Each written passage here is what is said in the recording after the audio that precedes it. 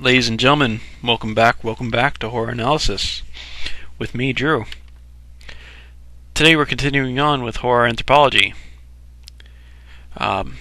We are on to Central Europe, and approximately this area here. And this area here actually made me realize some things. Before, I had Horror Anthropology basically broken up by horrors affected by the dominant religion of the area, of the region, and horror differences affected through differences of cultures' histories. But one thing I forgot in this, that I realized during this section, is language. There's a lot more similarities in the languages in these countries in Central Europe than necessarily in the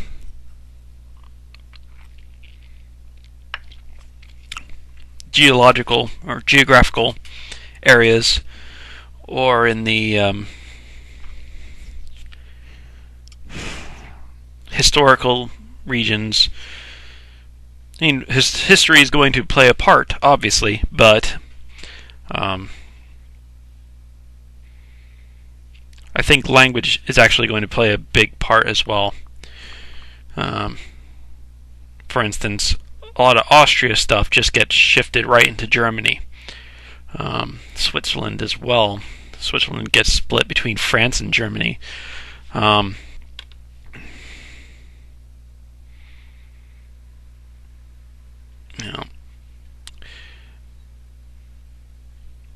There's and Switzerland gets a little bit of Italian stuff as well, being it's one of those countries that has like 6 official languages or more.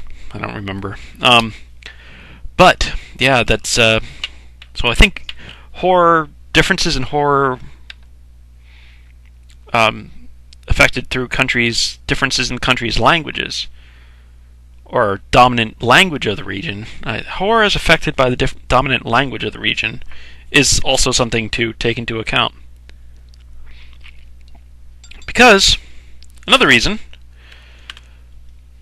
in this section I have a list of the countries I want to go over in this area: France, Germany, Belgium, Netherlands, Austria, Ireland, Luxembourg, Switzerland, and Lichtenstein, which are on here, except for Ireland, which is over here. And then there's United Kingdom that I'm ignoring because I sort of go over that when I go over American stuff, because it's English, it's the language we speak. And of course Ireland is also, with the exception of the Irish language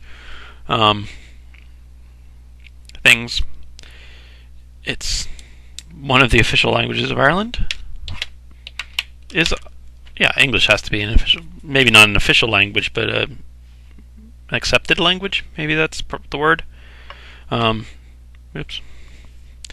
I have my tea.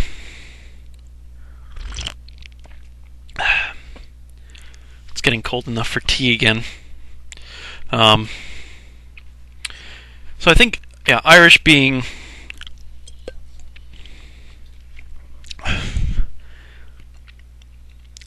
for the most part English speaking is more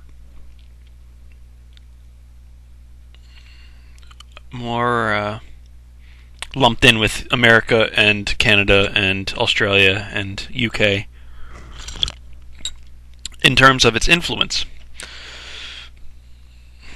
New Zealand, etc., other English-speaking countries. Not to say that they're not gaining their own flavor, which is basically what I'm shooting for here, each flavor of these different horrors of these different areas. It's starting to, especially nowadays, the 2000 pluses, the movies from Ireland are getting their own Irish flavor. I don't go over that as well. France, Germany, Belgium, Netherlands, Austria, Ireland, Luxembourg, Switzerland, and Liechtenstein. Let me just get Liechtenstein out of the way. If you see Liechtenstein on here, you must have very good eyes. It's a little dot in between Switzerland and Austria. And there's no horror from there. So we can get that one out of the way already.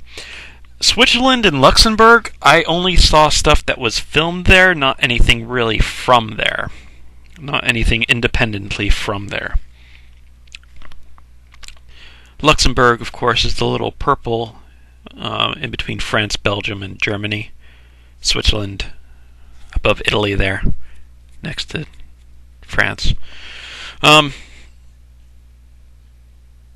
So now we're down to 6, and then there were 6. But these 6 are pretty big. Where should I start? I'm going to start with France, because that's where I was planning on starting to begin with. France is huge. Not just geographically, but historically in horror. What do I have here? New French Extremity is a brand of French horror film being made nowadays, 21st century. The 80s and 90s is more of a transition stage between older and newer. I'll go over that too. 60s and 70s, we have Jean Rollin. Hopefully I'm pronouncing that right. The Grand Guignol, Guignol, I believe is how it's pronounced. Georges Méliès, I've talked about before. Guy de Maupassant, I've talked about before. Marquis de Sade, I haven't, but most people know who the Marquis de Sade is.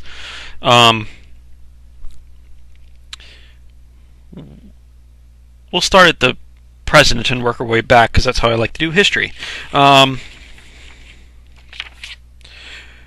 New French Extremity. I like New French Extremity. It's described, Wikipedia actually has it, it's described as a crossover between sexual decadence, bestial violence, and troubling psychosis. A lot of art horror and body horror in this section.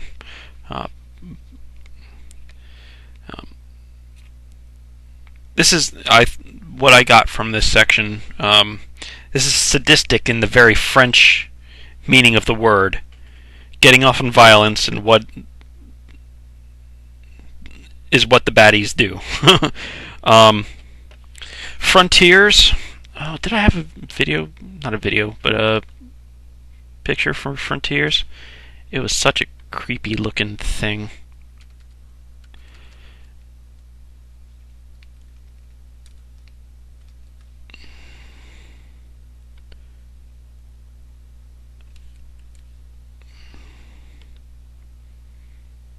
Let's see if I can find it. Oh, here we go.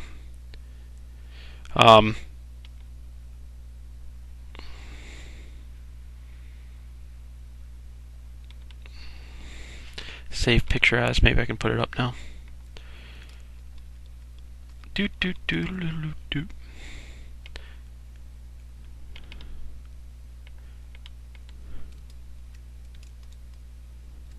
Yeah.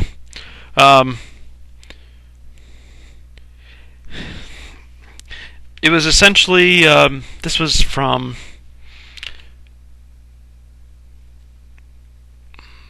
what year was this? 2007? It seems to be the cross between The Hills Have Eyes and Hostel. Creepy stuff, definitely modernistic. There's another one called Inside. A sadistic woman attacks a pregnant woman, and there's a showdown between them in an apartment house thing. Martyrs. Torture psychosis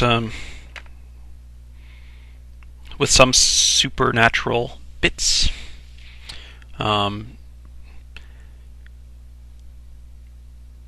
people, essentially a group of underground group, is torturing people to find out about this afterlife. So torturing them till death, but keeping them on the brink of death. Fun stuff. Oh.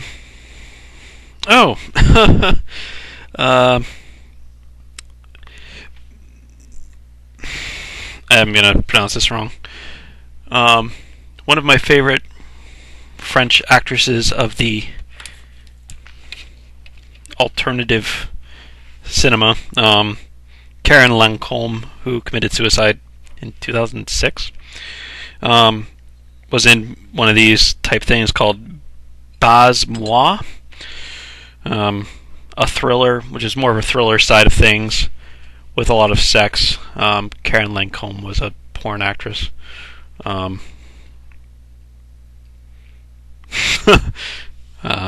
So yeah, but she still was in one of these classic New French Extremity movies. Oh, there's so much in France.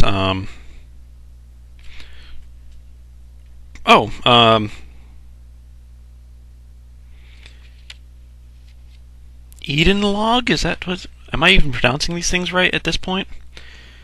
My handwriting's really bad, people, so I can't even read my own handwriting sometimes. I think it's Eden Log, which was a supernatural Saw, or Saw meets Alien. I think it's Eden Log. Yeah, Eden Log. That's 2007 as well. I'm putting it in terms of American movies or American influence, because of course these days the world's getting smaller. Different cultures are interacting with different cultures easier, etc., etc. So there's a lot more influence from different outside things that wouldn't have otherwise. 80s, 90s. Okay, let's talk about the 80s and 90s. Oh yeah, I can't forget that. Which I said was a transition place, which it is. 80s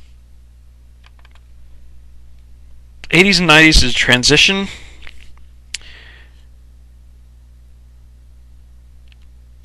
from the older style, which we'll get into, is essentially the 60s and 70s. Jean Rollin is very much like Hammer style. If I'm not saying they're Hammer ripoffs or anything, but Hammer started. I can't even tell which one started first. Hammer started, and then there's the Italians and Germans and French all started at the same time doing Hammer type films.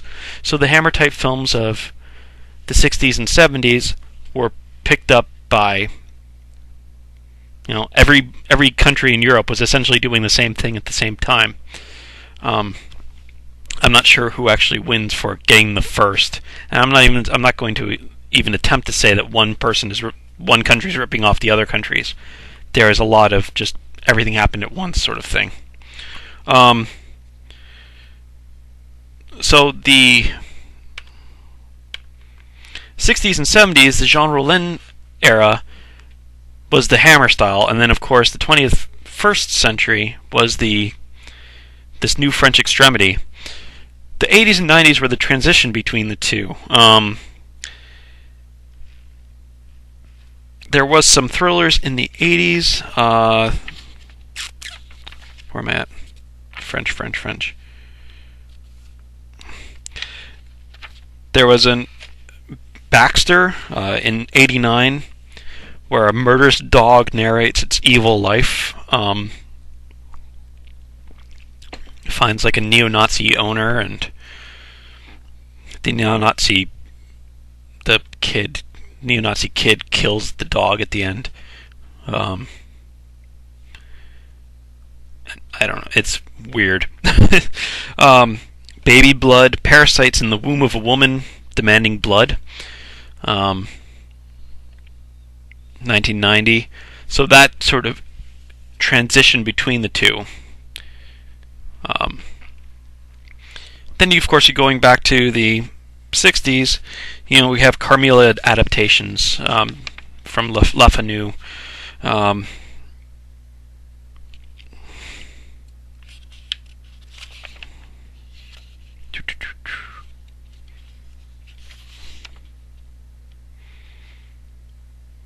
Oh, what do I have for Jean Rollin?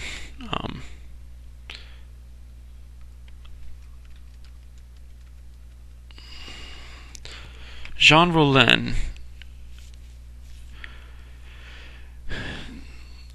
Le Voile de Vampire. Le Raisins de l'Amour. He was the first French gore film, Les Raisins de l'Amour, The Grapes of Death.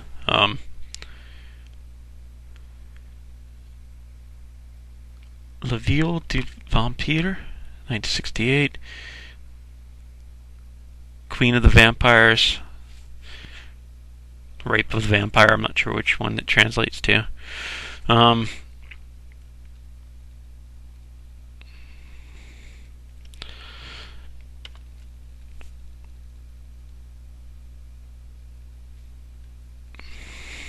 Yeah, he did a lot of vampire movies in the 60s and 70s. The Nude Vampire, Thrill of the Vampires, Requiem of the Vampire,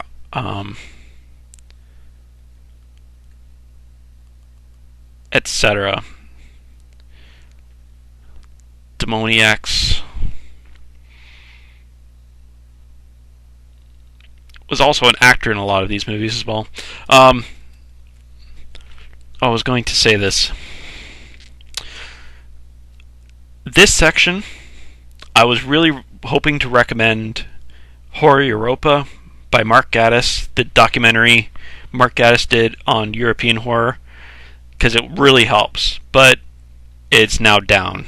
BBC took it off of, I think asked for it to be called off of YouTube, and they don't have it up on their site anymore. BBC 4. I don't even think you can, I don't think you can order it either, because I was trying to see if I could get a hard copy, a DVD, and I don't think I was able to find that either. Horror Europa, but if you see Horror Europa anywhere and you want information on this by Mark Gatiss, who's a BBC guy from Sherlock, if you know this BBC show Sherlock. He also did a history of horror, which was really good for American and British horror films.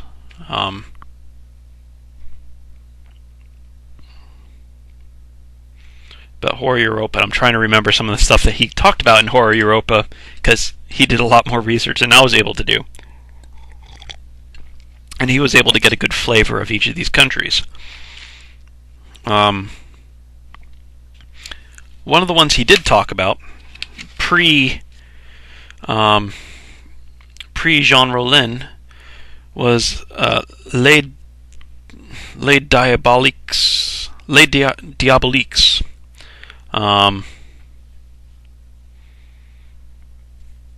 There was another one too, and there was Eyes Without a Face as well.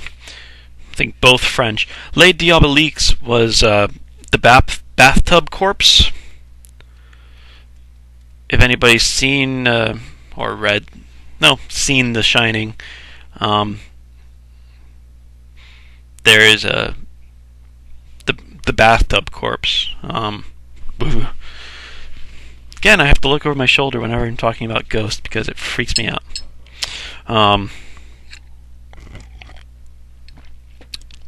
Yeah. So the first bathtub corpse was Les Diaboliques, 1955. So super early. It was actually a predecessor to Psycho and influential on Psycho. The guy who directed it beat Hitchcock to the screenplay of it. So it was very influential on Psycho. What was that? So that's 1955. We're still going back in time, aren't we? Wrong button. That's what I was after. Prior to Jean Rollin, you have the Théâtre de Grand Guignol, which is a theater in Paris where violent stuff was produced. Naturalistic horror, I think, is what they called it.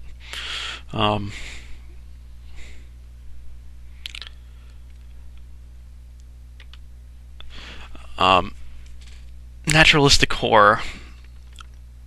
Sometimes it would be really violent plays like Titus Andronicus by Shakespeare, which, if you've seen the movie with Anthony Hopkins, it's really creepy and really violent.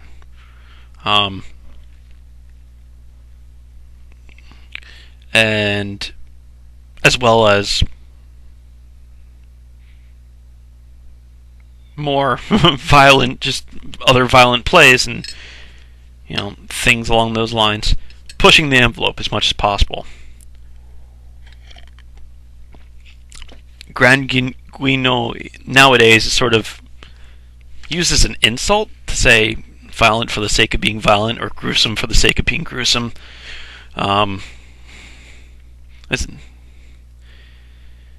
The tradition of Grand Guignol is not exactly a positive thing to say to some about someone's work, but for horror, it fits a lot of times. Let's see what else we have. We have Georges Méliès, of course. We talked about him. The first horror movies, The Haunted Mansion, Haunted Castle.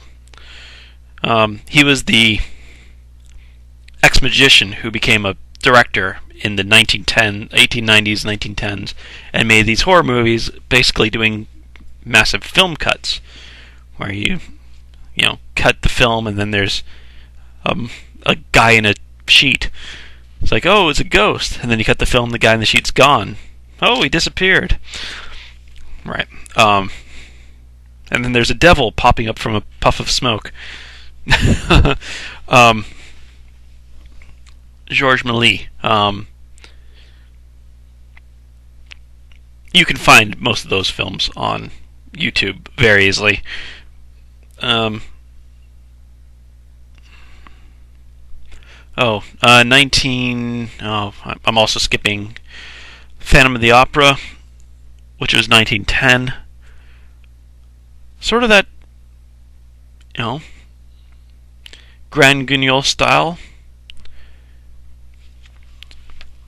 It's naturalistic. It's the fantastic in the sense of the word, the literary sense of the word that we were talking about very much earlier when we were talking about horror plots.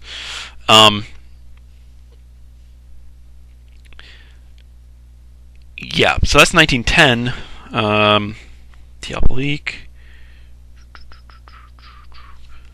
What else do we have? Guy de Maupassant,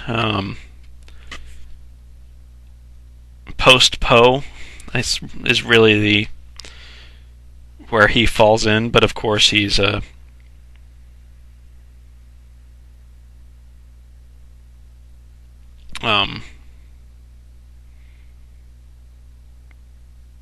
he's his own writer and very good writer. I'm actually a big fan of de Maupassant, especially his horror stuff, the Horla.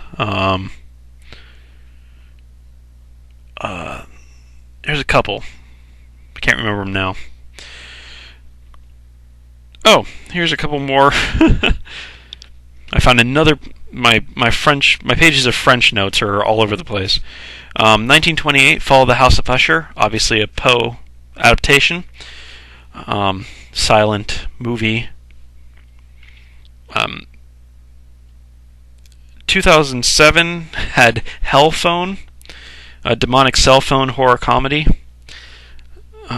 2009 had La Horde, which was essentially Left 4 Dead, the video game in movie form.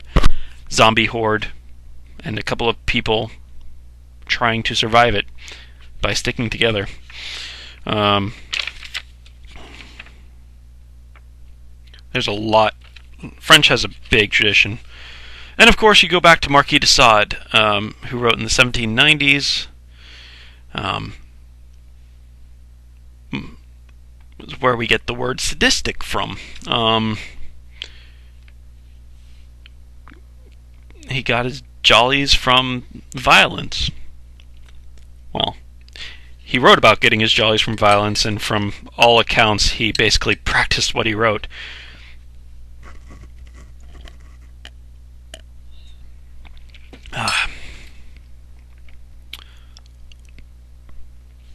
Okay, so, Jesus, that was all of France.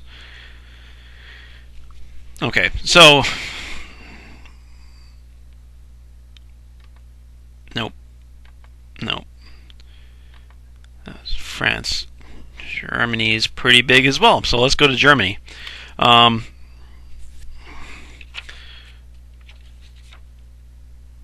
not forgetting anything. Nope. Okay.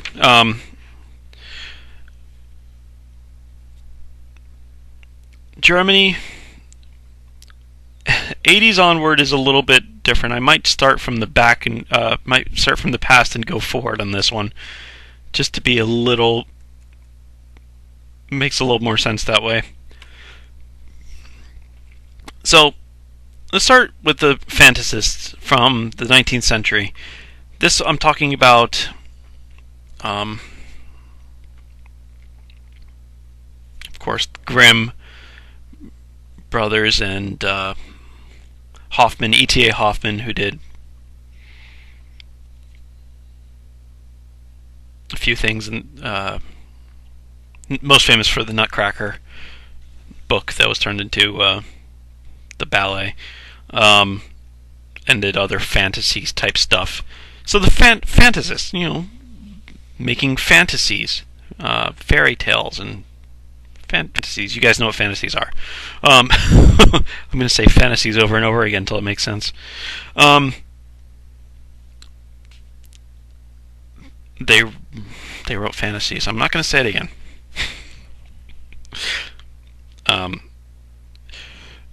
German Expressionists. This is the group from pre-World War II. Nosferatu movie. The Cabinet of Dr. Caligari, Madness, Black Spider, Fear, Figures of the Night. Silent movies, very artistic. Expressionists. They were atmospheric and dreamy. Dreamy is probably a very good thing for Caligari especially, but Nosferatu also had it. Werner Herzog, actually going back to Nosferatu, we have Nosferatu the Vampire by Herzog. He's a director from when? When would Nosferatu? Nosferatu the Vampire was 1979. His other one that fits on it is 1970. Even Dwarfs Started Small.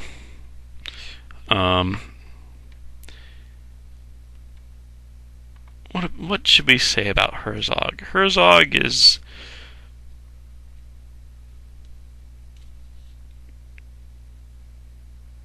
Well, okay.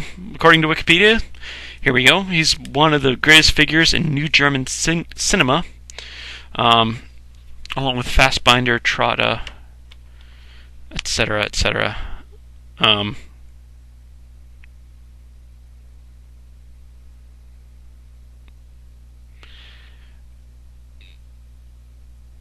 Is he dead? No, he's still alive. Okay, cool. I'm glad to hear that.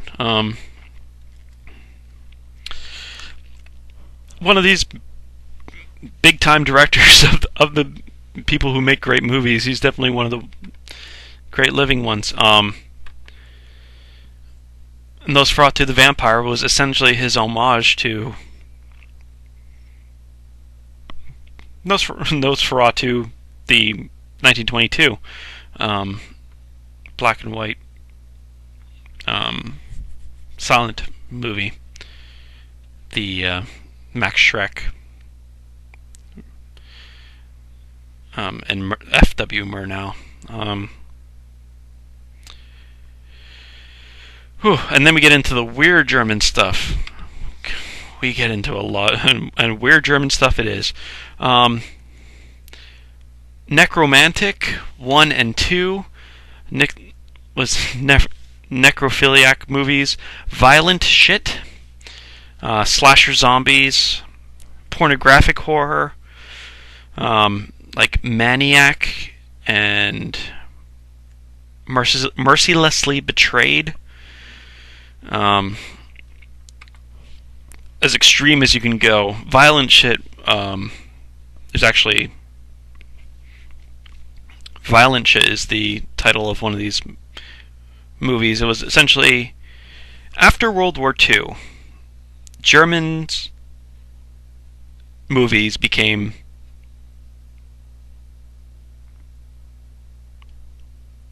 censored quite heavily because Germans didn't want to be seen as violent anymore, considering that they were considering their role in World War II, that sort of makes sense. So they said, all right, we're not going to be violent anymore. We're going to try to calm these things down. So they did for their theatrical releases. They didn't edit or didn't censor their VHS direct releases. So some of these, the backlash of the censorship was these direct-to-video releases of really, really violent stuff, like Violent Shit. And of course, there's pornographic horror, which is pornography and horror mixed together. Necromantic is necrophiliac stuff. Die Blutgrafin, Tilda Swinton was Elizabeth Bathory. Fleisch is an organ trade slasher. Vampire Happening, based on a horror comedy based on L'Amour Amoureuse. Oh, Night of the Living Dorks, which is actually a really great movie. Night of the Living Dorks is a horror comedy based on Night of the Living Dead, but featuring 3, dorks who get turned into zombies. There's this odd thriller called Darred Divorce. And then the rest of 80s and today, 80s onward, most of it is following the US's lead, following Hollywood's lead.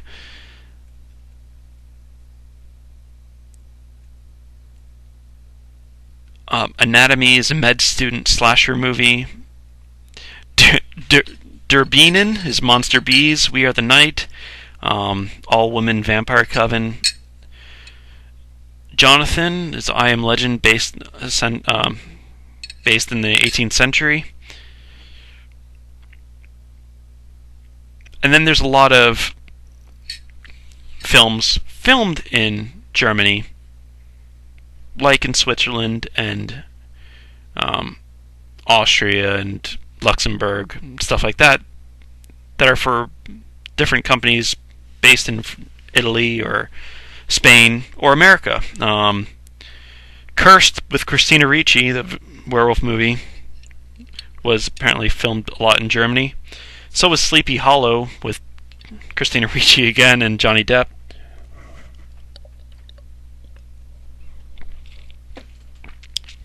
Cemetery Man, which was what's his name? I can't remember.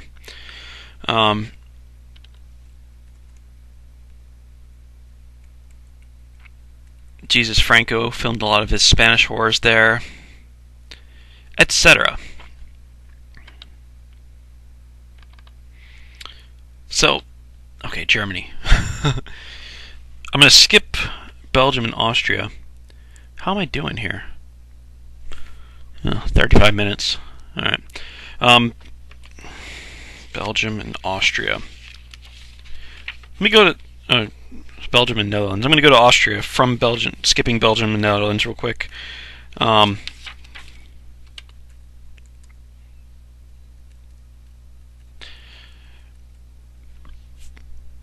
the old days,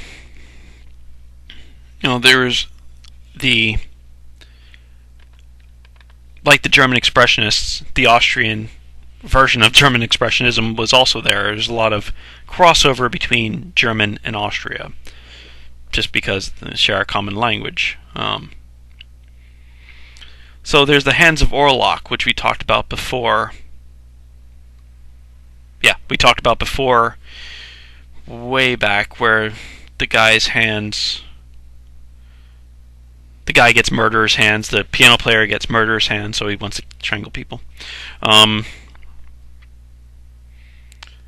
then there's the Count of Cagliostro. Also silent horror from 1920. Nowadays, there's actually Toi, or To, T-O-T. I don't know how it's pronounced in Austrian and German. Maybe it's French. No, that's not how you spell. It's not 3 in French either. Dead in 3 Days is the code title. Basically a chain text message that you get as a chain saying, you're going to die in 3 days. And then you do. And then people are trying to fight it. And then there's a lot of directors, modern directors from Austria, which are worth mentioning.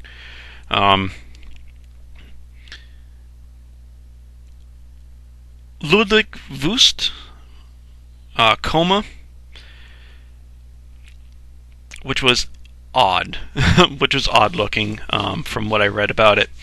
A guy's having problems with his marriage, and something happens that makes him reconnect with a hooker that he used to beat up.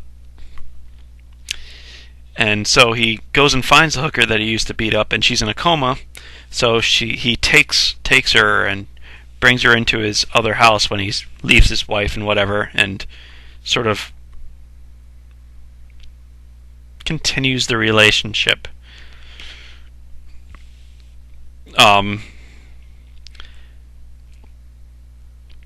There's a lot of psychological tweaking in German, and a lot of these German things, like, oh, okay, that guy's completely twisted around the bend. Let's watch. Well, Horror of Personality, I think, is what it was called. When we're talking about Benny's video, which is the next one by Michael Haneck. I hope I'm pronouncing that correctly. 92, he did Benny's video, which was a little kid, a teenager, something twisted in his brain, and he beats a woman, beats a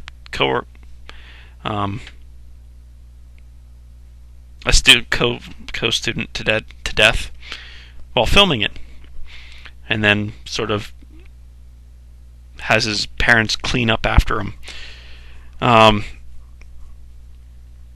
Haneck is most famous for Funny Games, which you guys should know. It was redone in 2007 in America. It was originally 1997 in Austria and Germany, which was, there's a guys at a vacation home, and they meet these fellows there, and they kill everybody in interesting ways, seeing how long it takes for them to kill people, torture them, and then set them up with other victims and continuing torturing them. One of those, I again, something's twisted in this guy. Let's watch what happens. A theme that's going to run through a lot of modern German from the 80s onward. Probably earlier than that. Films.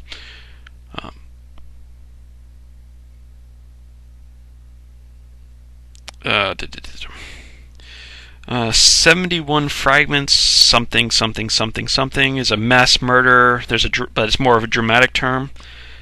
Time of the Wolf is a post-apocalyptic drama.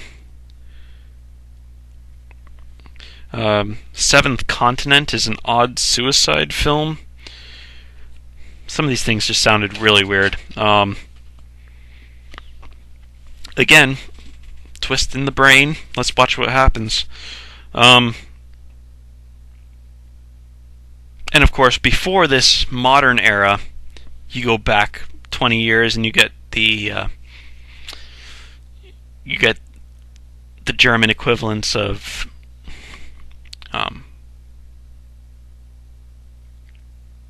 Hammer films, or the Austrian equivalents of Hammer films, or the Italian equivalents of Hammer films. The Spanish and Italian equivalents filmed in Germany and Austria quite a bit. So that's what they would be going on in the 60s and 70s. Okay, now let's... I'll jump to Ireland real quick. Ireland, of course, we have the writers of Ireland. Le Fanu, Sheridan Le Fanu, Joseph Sheridan Le Fanu, we talked about quite a bit in the history of horror. Stoker, we talked about quite a bit. This is, of course, before Ireland became an independent country. So, and of course, picture Dorian Gray, Oscar Wilde, before 1917 when Ireland became independent. Post-Ireland independence for writers, there's Darren Shawn, which is a writer, young adult writer. Did the Demonata, and there's a vampire, Cirque du Freak. I think that's Darren Shawn as well. And Caitlin Kiernan, who I've talked about before also, especially when I was talking about the Lovecraft documentary. She was in that. She's lives in America now, but is Irish-born. Irish films have really picked up and come into their own after 2000. Modern stuff. Grabbers. I really want to see Grabbers. I haven't seen it yet, but I really do want to see it. It's horror comedy. Sea monsters come up from the bottom of the ocean and take anyone but drunk people. So the people fighting the monsters have to stay as drunk as possible. Boy Eats Girl, zombie film. Dead Meat, Isolation, Stitches. Stitches is a British company. Yeah, British-Irish. There's a lot of course, British, Irish being filmed in Ireland, but British companies, etc. But they're starting to come into their own as their own entity. Okay. Oh yeah, so now I can go back to Belgium and Netherlands. I always got the Netherlands and Belgium mixed up. Belgian films and Dutch films. I didn't know which one. Well, I would get them confused. So Belgium, of course, is green on the map, and Netherlands is the red, or orangey red. Belgian film.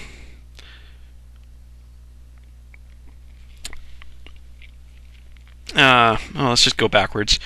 Calvaire, which was 2004. which is essentially Deliverance meets Texas Chainsaw Massacre, which is the easiest way I can describe it, from the synopsis I've read. Seems interesting. 1988, Rabid Grannies. It was a trauma movie. Great aunts turned into vampires. There's a lot of gore and gore violence directed at kids. Rabid Grannies, trauma movies. I'm assuming most of you know. Very Z-type movie studio, famous for Toxic Avenger and Romeo and Juliet, other weird stuff. Malperdius, The Labyrinth, Minotaur type thing, starred Orson Welles, and that was 1971. The Dutch ones, Dood Eend, Dead End, 2006. I don't have information on these ones. Sorry. I might have to get it as I go along. Dutch. Dead End was...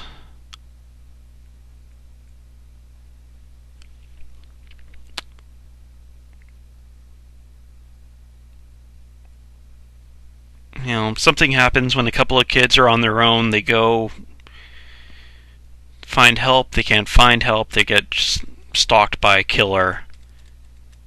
Stuff you've seen 1,000 times before, but it's good to know that these kind of things are happening in other movies. And these kind of movies are being made in other countries as well. Something happens when out in the woods and they're being stalked. The Johnsons. Oh, the Johnsons looked cool. Let me see if I can get this picture.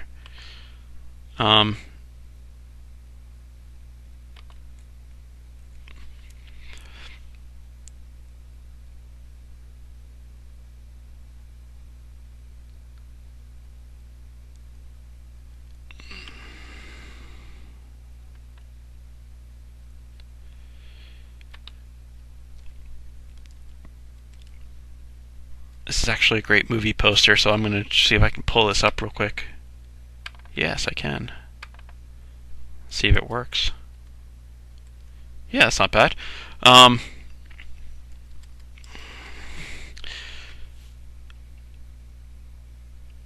single mother with a teenage daughter.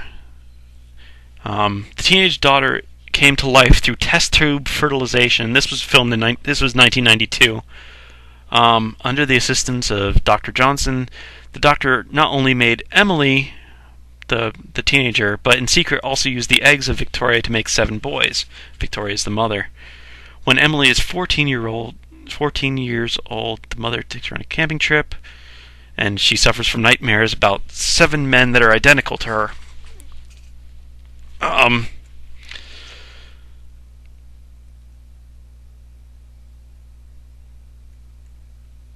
7 creepy stuff. 7 brothers.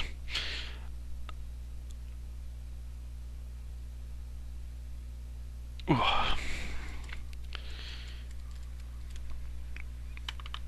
But that looks like it's fun, if nothing else. The little guy on it looks like it's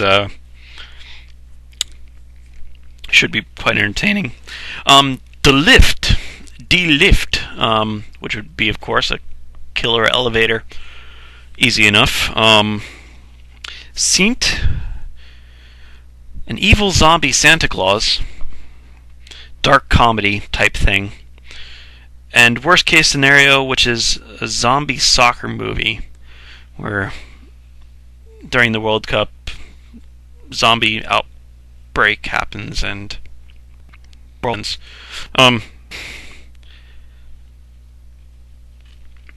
So I think Belgian and Dutch probably have a lot of similarities between the two, but there's language differences there, so there's going to be differences as well. There's a mixed bag in this Central Europe. Of course, there's a mixed bag of languages as well, which makes things a little bit more interesting. We will continue on, of course, next time. I'm going to take a look at Southern Europe, which would be Portugal, Spain, Italy, and what's that other one? San Marino? Corsica? No. What's the one under Corsica? Anyway, I don't think there's anything from that one anyway, so moot point. Right. Whew. This one was tough, and especially because I can't find Horror Europa with Mark Gatiss. But note to self, when I'm putting up the notes on this, make a link to BBC on here. Maybe BBC will have re-released it, and you can go watch it there. It's great. I do recommend it. It does help with this sort of thing. So anyway, till next time, we'll continue with horror anthropology. Coming to the end of Europe. There we go. Coming to the end of Europe, and then we'll go on to South America and Central America and Mexico, and then we'll try to get the rest of the world. Thanks for watching Horror Analysis with me, Drew. Have a great night.